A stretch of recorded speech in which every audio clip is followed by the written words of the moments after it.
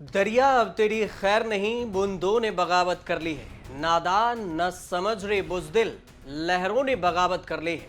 हम परवाने हैं मौत समा, मरने का किसको खौफ यहाँ। रे तलवार तुझे झुकना होगा, गर्दन ने बगावत कर ली है। विनेश फोगाट का यह ट्वीट है विरोध प्रदर्शन के एक दिन बाद 29 मई के सुबह विनेश फोगाट ने यह ट्वीट किया। आप इस तस्वीर को भी देख लीजिए। इस 3 तस्वीर से आप इस पूरी कहानी को समझ सकते हैं।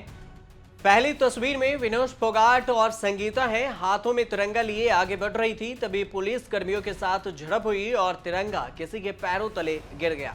विनेश और संगीता दोनों तिरंगे को पकड़े विरोध करती रहीं, अपने सीने से तिरंगे को लगाए रहे। दूसरी तस्वीर में साक्षी मलिक हैं, जो एक शेरनी की तरह पुलिस को दहाड़ती और लताड़ती हुई दिख रही हैं। वहीं तीसरी तस्वीर भी आप देख लीजिए कि नई संसद भवन के 1 किलोमीटर के अंदर विरोध प्रदर्शन हो रहा था और अंदर संसद भवन में देश के प्रधानमंत्री नरेंद्र मोदी बिना विपक्षी नेताओं के मौजूदगी में और साथ में जिस WFI के अध्यक्ष और बीजेपी नेता ब्रिजभूषण सिंह के खिलाफ महिला पहलवान विरोध कर रही थी, उन सबकी मौजूदगी में उद्घाटन कर रहे थे प्रधानमंत्री नरेंद्र मोदी।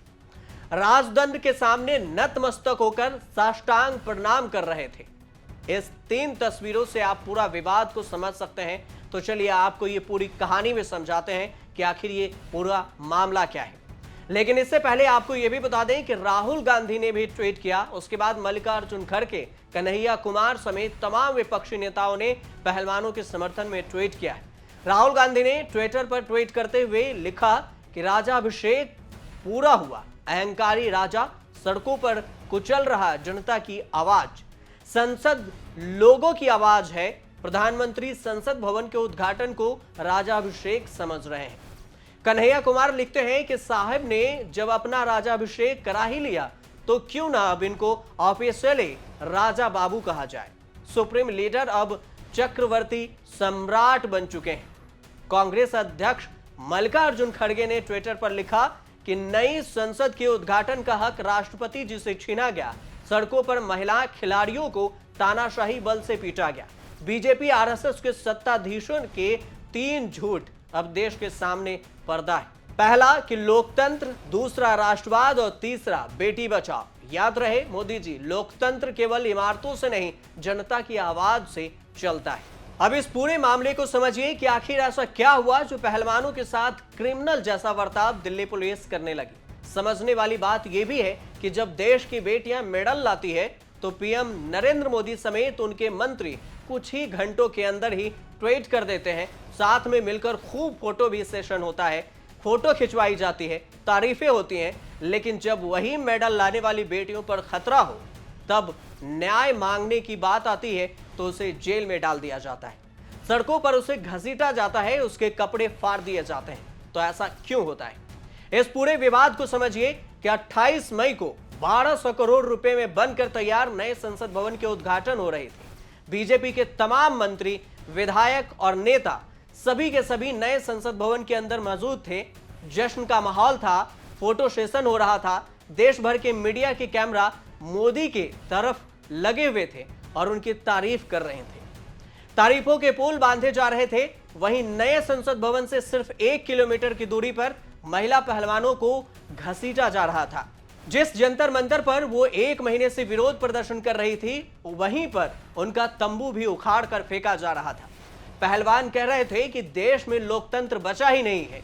जिस पर यौन शोषण का आरोप है, वो नए संसद भवन के अंदर फोटो खिंचवा रहे हैं। पहलवानों का आरोप है कि WFI के अध्यक्ष और बीजेपी नेता ब्रिजभूषण शरण सिंह ने महिला पहलवानों के साथ यौन शोषण किया। 36 दिनों से महिला पहलवान जंतर मंतर पर ब्रिजभूषण सिंह के खिलाफ धरना दे रही थी। महिला पहलवानों को खाप पंचायतों का भी समर्थन मिला, विपक्षी दलों का भी समर्थन मिला। न्याय की मांग में महिला पहलवानों ने 28 मई को महिला पंचायत के साथ नए संसद भवन की ओर विरोध मार्च निकाल रही थी।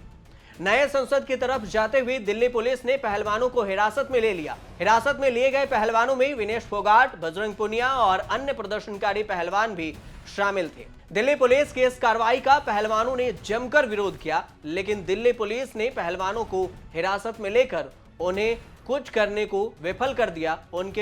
वो जो सरकार के खिलाफ विरोध प्रदर्शन कर रहे थे उसे पूरी तरह से रोक दिया गया। इसी के साथ पहलवानों का प्रदर्शन भी समाप्त हो गया। उसके बाद उनके तंबुओं को जंतर मंतर से हटा दिया गया। उल्टा पहलवानों पर ही कानूनी कार्रवाई की गई। दिल्ली पुलिस ने जंतर मंतर पर हुई घटना के मामले में 28 मई को ही देर शाम एफआईआर भी दर्ज कर ली। जानकारी के अनुसार दिल्ली पुलिस ने पहलवान साक्षी मलिक, विनेश फोगाट और बजरंग पूनिया के साथ ही प्रदर्शन के आयोजकों और अन्य के खिलाफ मामला दर्ज किया है। इन सभी के खिलाफ आईपीसी की धारा 147, 149, 186, 188, 332, 353, पीडीपीपी अधिनियम की धारा 3 के तहत मामला दर्ज किया गया है। दिल्ली पुलिस का कहना है कि रात में भी रेसलर प्रोटेस्ट वाली जगह पर आए थे। तकरीबन 7 से 8 लोग थे, उन्हें वापस भेज दिया गया। अब प्रोटेस्ट करने की इजाजत नहीं दी गई है।